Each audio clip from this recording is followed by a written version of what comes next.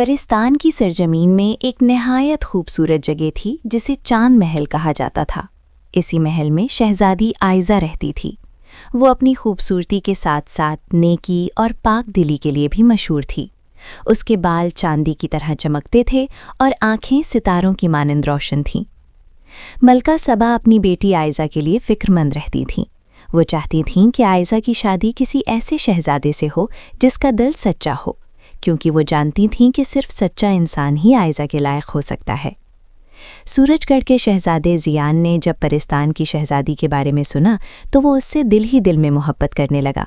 اس نے فیصلہ کیا کہ وہ ہر حال میں شہزادی آئزہ تک پہنچے گا۔ جب جادوگرنی زرینہ کو معلوم ہوا کہ ایک شہزادہ پرستان آ رہا ہے تو وہ بہت ناراض ہوئی۔ وہ شہزادی آئزہ کی طاقت حاصل کرنا چاہتی تھی اور نہیں چاہتی تھی کہ کوئی اس کے راستے میں رکاوٹ بنے۔ شہزادہ زیان ایک گھنے اور تاریک جنگل میں داخل ہوا۔ درخت اتنے گھنے تھے کہ سورج کی روشنی بھی اندر نہیں آتی تھی، مگر زیان کے دل میں محبت کی روشنی تھی جو ہر اندھیرے سے زیادہ طاقتور تھی۔ جنگل کے بیچوں بیچ حکیم صاحب نے ایک جھونپڑی بنائی ہوئی تھی جہاں زیان پہنچا۔ حکیم صاحب نے اسے بتایا کہ 7 پتھروں کا راز صرف وہی شخص پا سکتا ہے جس کا دل سچا ہو۔ پہلا پتھر ایک سنہرا پھل تھا جو سچائی کی علامت تھا۔ یہ فریب کے باغ میں تھا جہاں ہر چیز جھوٹ تھی۔ زیان نے سچائی سے یہ امتحان پاس کر لیا۔ جادوئی آئینے میں شہزادی آئزہ یہ سب دیکھ رہی تھی۔ اس کے دل میں پہلی بار زیان کے لیے عزت اور قدر پیدا ہوئی۔ دوسرا امتحان چاندی کی گھڑی تھا جو صبر کی علامت تھا۔ یہ گھڑی صرف صبر کرنے والوں کے لیے چلتی تھی۔ زیان نے صبر سے یہ امتحان بھی پاس کیا، حالانکہ زرینہ نے اسے روکنے کے لیے اپنے سائے بھیجے تھے۔ تیسرا پتھر شفاف آئینہ تھا جو خود کو پہچاننے کی علامت تھا۔ جو اس میں دیکھتا وہ اپنا اصل چہرہ دیکھ لیتا۔ زیان نے یہ امتحان بھی کامیابی سے پورا کیا۔ ملکہ سبا یہ دیکھ کر بہت متاثر ہوئیں، مگر ابھی 4 امتحان باقی تھے۔ چوتھا پتھر آنسوؤں کا موتی تھا جو ہمدردی کی علامت تھا۔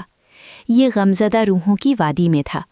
زیان نے دوسروں کے دکھ کو محسوس کیا اور یہ موتی حاصل کر لیا۔ اسی دوران شہزادہ فائزان اپنے دوست زیان کی مدد کے لیے نکل پڑا۔ وہ دل سے چاہتا تھا کہ اس کا دوست کامیاب ہو۔ پری مہک نے آئزہ کو چپکے سے بتایا کہ زرینہ زیان کو نقصان پہنچانا چاہتی ہے۔ یہ سن کر آئزہ پہلی بار خوفزدہ ہوئی، کیونکہ اب وہ زیان کی فکر کرنے لگی تھی۔ 5واں پتھر سرخ یاقوت تھا جو بہادری کی علامت تھا۔ یہ آگ کی جھیل کے بیچ تھا۔ زیان بے خوف ہو کر آگ میں اترا۔ آئزہ یہ دیکھ کر بہت پریشان ہو گئی اور اس کے دل کی دھڑکن تیز ہو گئی۔ زرینہ نے اپنے طاقتور جادو سے خوفناک دیو پیدا کیا جس کا نام کال تھا۔ وہ اندھیرے کا سردار تھا۔ اس نے شہزادے پر حملہ کر دیا۔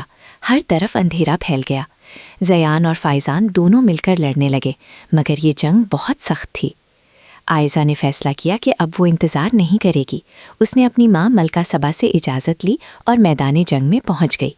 اس نے روشنی کا ایک طوفان پیدا کیا جس سے کال کمزور ہو گیا۔ زیان یہ دیکھ کر حیران رہ گیا۔ پری مہک نے زخمی فائزان کو شفا دی۔ جب فائزان نے آنکھیں کھولیں تو اس نے ایک خوبصورت پری کو دیکھا۔ یوں ان دونوں کی ایک نئی کہانی شروع ہوئی۔ چھٹا پتھر قربانی کی علامت تھا جو کال کے دل میں تھا۔ زیان نے اپنی جان خطرے میں ڈال کر یہ پتھر حاصل کیا، مگر وہ خود بری طرح زخمی ہو گیا۔ آئزہ دوڑ کر اس کے پاس آئی، اسے باہوں میں لیا اور رو پڑی۔ آئزہ کے آنسو زمین پر گرے تو ایک معجزہ ہوا۔ 7واں پتھر محبت کی علامت تھا۔ اس کے آنسوؤں سے ایک چمکتا ہوا ہیرا بن گیا۔ 7 پتھروں کی طاقت نے زیان کو شفا دی اور کال کو ختم کر دیا۔ اندھیرا ختم ہو گیا اور روشنی پھیل گئی۔ محبت نے برائی کو شکست دے دی۔ زرینہ یہ دیکھ کر غصے میں آ گئی اور خود حملہ کرنے آ گئی۔ حکیم نے سب کو خبردار کیا اور بتایا کہ 7 پتھروں کا اصل راز یہ ہے کہ وہ الگ نہیں بلکہ ایک ہے۔ جب 2 لوگ سچی محبت سے ایک ہو جائیں تو یہ پتھر ایک طاقت بن جاتے ہیں۔ آخری جنگ میں آئزہ اور زیان نے ایک دوسرے کا ہاتھ تھاما۔ 7 پتھر ایک دل کی شکل میں بدل گئے۔ محبت کی روشنی نے زرینہ کے اندھیرے کو ختم کر دیا۔ اس کی پرانی تکلیف سامنے آ گئی۔ وہ کبھی ایک اچھی پری تھی، مگر دھوکے نے اسے برائی کی طرف دھکیل دیا تھا۔ آئزہ نے زرینہ کو معاف کر دیا۔ محبت کی طاقت نے زرینہ کے دل کو بھی شفا دی اور وہ اپنی اصل شکل میں واپس آ گئی۔ یوں جنگ ختم ہوئی، محبت جیت گئی اور سب نے سکھ کا سانس لیا۔ یہی 7 پتھروں کا اصل راز تھا۔ سچی محبت سب سے بڑی طاقت ہے۔ ملکہ سبا یہ سب کچھ چاند محل سے دیکھ رہی تھیں۔ ان کی آنکھوں میں خوشی کے آنسو تھے، کیونکہ آج انہیں یہ دیکھ کر بے حد سکون ملا کہ ان کی بیٹی نے نہ صرف سچی محبت حاصل کی بلکہ اپنے دشمن کو معاف کر کے اعلیٰ اخلاق اور عظیم کردار کا مظاہرہ بھی کیا۔ ملکہ کا دل فخر سے بھر گیا اور انہوں نے دل ہی دل میں خدا کا شکر ادا کیا۔ تھوڑی ہی دیر میں سب لوگ چاند محل پہنچ گئے۔ محل خوشیوں اور روشنیوں سے جگمگا اٹھا۔ ملکہ سبا نے شہزادہ زیان کا گرم جوشی سے استقبال کیا اور محبت سے اسے گلے لگا لیا۔ انہوں نے کہا، بیٹا، تم نے ثابت کر دیا ہے کہ تمہارا دل سونے سے بھی زیادہ پاک اور قیمتی ہے۔ اس کے بعد شہزادہ زیان نے سب کے سامنے شہزادی آئزہ سے شادی کی خواہش ظاہر کی۔ اس نے نہایت عاجزی اور محبت سے کہا کہ اس نے 7 امتحان اس لیے پورے نہیں کیے کہ وہ شہزادی پر کوئی حق جتانا چاہتا تھا، بلکہ اس لیے کہ وہ خود کو اس کے لائق بنانا چاہتا تھا۔ یہ بات سن کر آئزہ کی آنکھوں میں خوشی کی چمک آ گئی اور اس کا دل شکر گزاری سے بھر گیا۔ اسی خوشگوار ماحول میں شہزادہ فائزان نے بھی پری مہک کے سامنے اپنے دل کی بات کہی۔ پری مہک نے شرماتے ہوئے مسکرا کر ہاں کہہ دی۔ یوں ایک ہی کہانی سے 2 خوبصورت محبت کی داستانیں جنم لیں، جو ہمیشہ کے لیے یادگار بن گئیں۔ چاند محل میں دوہری شادی کی شاندار تقریب منعقد ہوئی۔ پورا محل خوشیوں میں ڈوبا ہوا تھا۔ ہر طرف مسکراہٹیں تھیں، قہقہے تھے اور دلوں میں محبت کی گرمی تھی۔ آسمان پر ستارے جھومتے ہوئے دکھائی دے رہے تھے اور چاند اپنی پوری آب و تاب کے ساتھ روشنی بکھیر رہا تھا۔ وہ رات بے حد حسین اور یادگار تھی، ایسی رات جو زندگی بھر یاد رہتی ہے۔ یوں یہ خوبصورت کہانی اپنے اختتام کو پہنچی، مگر اپنے پیچھے ایک گہرا پیغام چھوڑ گئی۔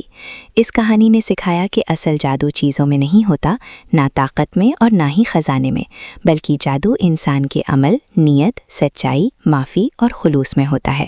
یہی وہ طاقت ہے جو دلوں کو جوڑتی ہے اور دنیا کو خوبصورت بناتی ہے۔